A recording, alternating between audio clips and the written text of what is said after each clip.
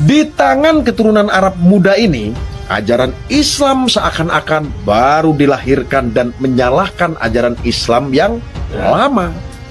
Sistem perbankan yang katanya mengandung banyak riba adalah satu dari sekian sistem yang berhasil mereka pukul.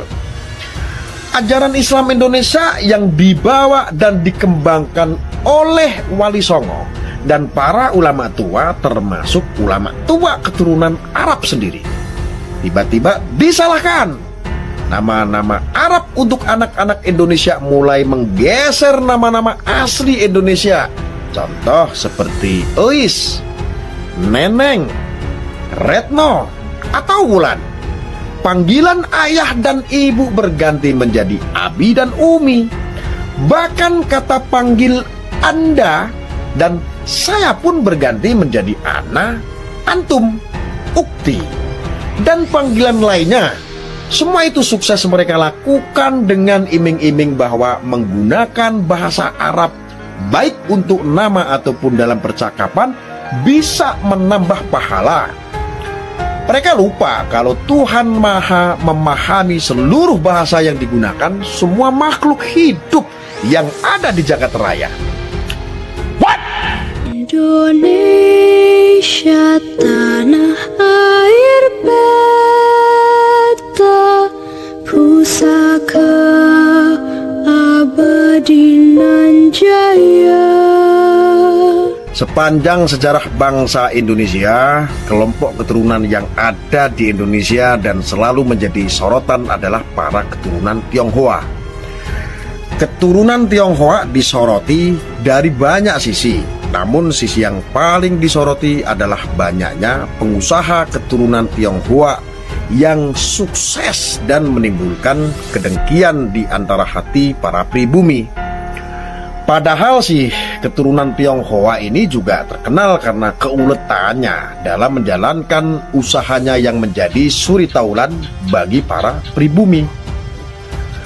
Pengusaha-pengusaha keturunan Tionghoa yang hari ini terkenal, semuanya memulai usaha mereka benar-benar dari nol besar dan diturunkan dari generasi ke generasi berikutnya. Seperti Grup Jarum yang memulai usahanya seiring dengan tumbuhnya Indonesia menjadi negara berkembang. Mereka memulai membeli usaha kecilnya dalam bidang kretek bernama Jarum Gramopon pada tahun 1951 yang kemudian mengubah namanya menjadi Jarum. Atau Grup Sinarmas yang memulai usahanya pada tahun 1932. Saudara, sementara itu di Indonesia juga ada keturunan bangsa lain, yaitu keturunan Arab dan keturunan India yang selama ini tak begitu banyak disoroti karena pergerakan mereka dalam kehidupan selalu bergerak di bawah radar. Tapi sejak Indonesia memasuki masa reformasi, sekelompok orang keturunan Arab mulai menggeliat menampakkan eksistensi mereka di bumi Indonesia. Gus Arya mengatakan, sepanjang sejarah bangsa Indonesia, kelompok keturunan yang ada di Indonesia dan selalu menjadi sorotan adalah para keturunan Tionghoa. Keturunan Tionghoa disoroti dari banyak sisi, namun sisi yang paling disoroti adalah banyaknya pengusaha keturunan Tionghoa yang sukses dan tak lagi bergerak di bawah radar lagi ya. Kegiatan para keturunan Arab yang membuat orang-orang pribumi mulai melirik. Mereka adalah keuletan mereka dalam mempromosikan atribut keagamaan Islam. Karena mulai gencar mengkritisi secara pakai Muslim Indonesia dan mempromosikan cara pakai ala Arab dengan embel-embel sunnah Rasulullah. Hingga banyak Muslim Indonesia mulai berganti pakaian dari baju batik atau koko, celana panjang normal dan peci menjadi baju gamis, tunik dan celana cingkrang dilengkapi dengan sorban yang melilit di kepala. Memahami bahwa Indonesia adalah negara dengan penduduk mayoritas beragama Islam, langkah untuk menguasai kehidupan masyarakat Indonesia, para keturunan Arab ini mulai menyerang Indonesia dari sisi ideologi yang katanya tidak sesuai dengan ajaran Islam. Banyak hal mereka haramkan dan mereka ribakan. Suatu sistem yang telah dianut bangsa Indonesia selama berpuluh tahun tiba-tiba dianggap salah dan menyalahi aturan Islam. Di tangan keturunan Arab muda ini, ajaran Islam seakan-akan baru dilahirkan dan menyalahkan ajaran Islam yang lama. Sistem perbankan yang katanya mengandung banyak riba adalah satu dari sekian sistem yang berhasil mereka pukul. Ajaran Islam Indonesia yang dibawa dan dikembangkan oleh Songo dan para ulama tua, termasuk ulama tua keturunan Arab sendiri, tiba-tiba disalahkan. Nama-nama Arab untuk anak-anak Indonesia mulai menggeser nama-nama asli Indonesia.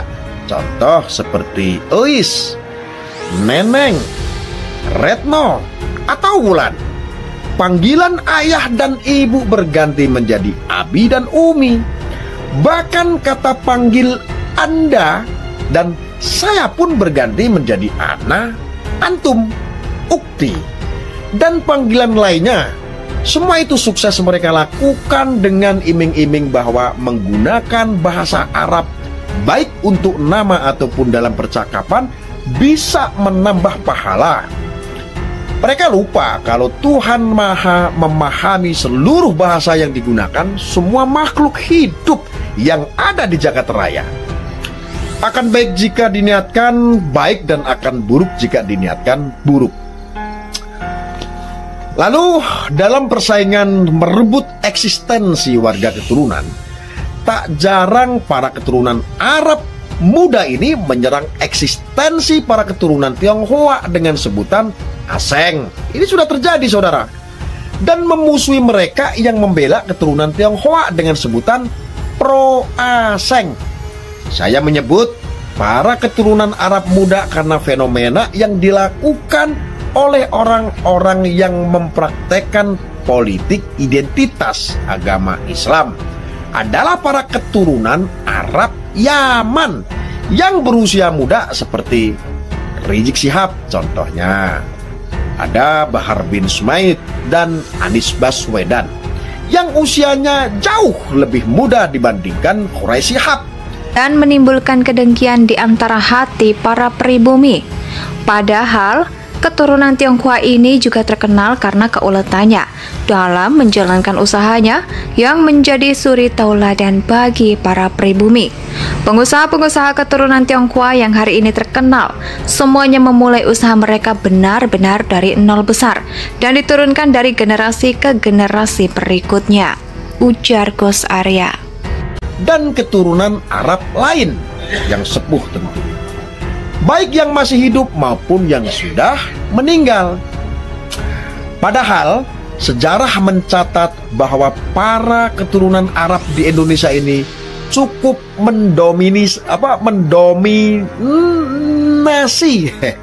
mendominasi kehidupan beragama hingga Islam menjadi agama mayoritas di Indonesia.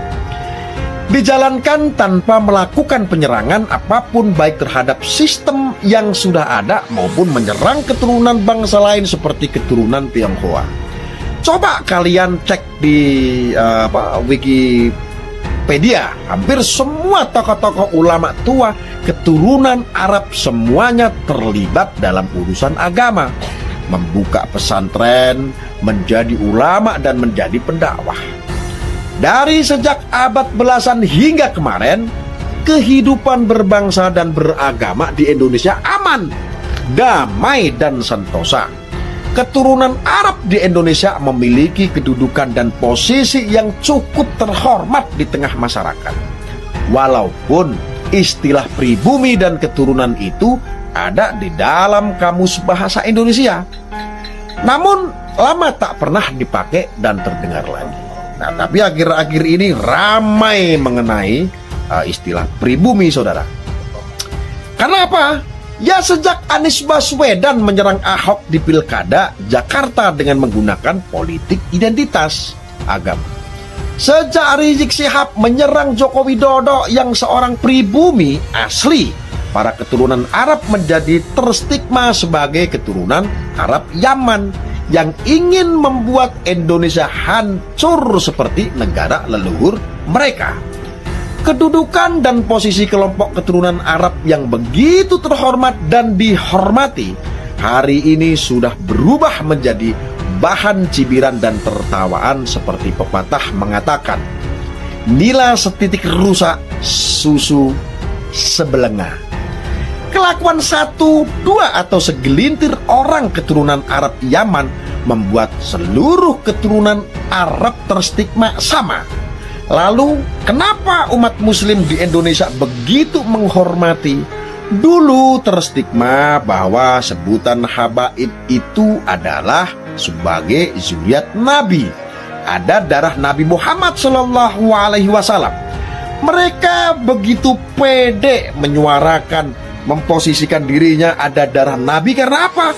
Bermodalkan buku nasab dari sebuah lembaga pencatatan nasab di Indonesia, namanya Robitoh Alawiyah. Jadi kurang lebih seperti itu. Maka ketika itu dipahami, itu diyakini oleh umat muslim, mungkin karena saking menahan terhadap Rasulullah, ya mencintai ahlul baitnya, mencintai keturunan-keturunannya. Dan saat ini terjadilah goro-goro yang saat ini kita bisa memanai sudah ramai mungkin orang-orang yang menyebut, yang selalu mengaku sebagai cucu Nabi, saat ini seperti tumbang, tidak memiliki kehormatan kembali. Mudah-mudahan permasalahan ini cepat selesai dan mudah-mudahan apa yang saya sampaikan ini bermanfaat agar kita bisa melihat ke belakang atau flashback lagi kepada Indonesia sejak dulu kala tetap dipuja-puja bangsa.